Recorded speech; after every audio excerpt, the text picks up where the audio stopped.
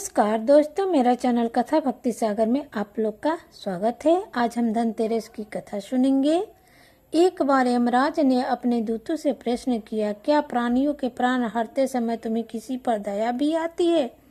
यमदूत संकोच में पड़कर बोले, नहीं महाराज, हम तो आपकी आज्ञा का पालन करते हैं, हमें दया भाव से क्या प्रयोजन। यमराज ने फिर प्रश्न दोहराया, संकोच मत करो, यदि कभी कहीं तुम्हारा मन पसीजा हो तो निडर होकर कह डालो। तब यमदूतों ने कहा, सचमुच एक घटना ऐसी घटी जब हमारा हृदय कांप गया। हंस नाम का राजा एक दिन शिकार के लिए गया। वह जंगल में अपने साथियों से बिछोड़कर भटक गया और दूसरे राजा की सीमा में चला गया। वहां के शासक हेमा ने राजा हंस का बड़ा सत्कार किया। उसी दिन राजा हेमा की पत्नी ने एक पुत्र को जन्म दिया। ज्योतिषियों ने नक्षत्र गणना करके बताया कि यह बालक विवाह के 4 दिन बाद मर जाएगा। राजा हंस के आदेश से उस बालक को यमुना के तट पर एक गुफा में ब्रह्मचारी के रूप में रखा गया। उस तक स्त्रियों की छाया भी न पहुंचने दी, किंतु विधि का विधान तो अडिग होता है।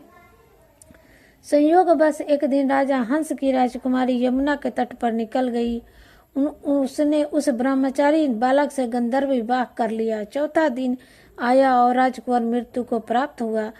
उस नव परिणीता का करुण विलाप सुनकर हमारा हृदय कांप गया। ऐसी सुंदर जोड़ी हमने कभी नहीं देखी थी। वे कामदेव तथा रति से कम न थे। इस युवक को कालग्रस्त करते समय हमारे अश्रु भी थम न पाए थे। यमराज ने दरिद्र होकर कहा, क्या किया जाए? विधि के विधान की मर्यादा हेतु हमें ऐसा अप्रिय कार्य करना पड़ता है।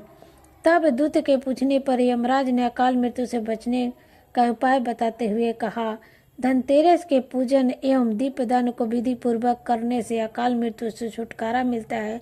जहाँ जहाँ जिस घर में यह पूजन होता है वहाँ अकाल मृत्यु का भय पास नहीं भटकता है। इसी घटना से धनतेरस दिन धन्वंतरि पूजन सहित दीपदान की प्रथा का प्रचलन हुआ है। जय हो धनतेरस।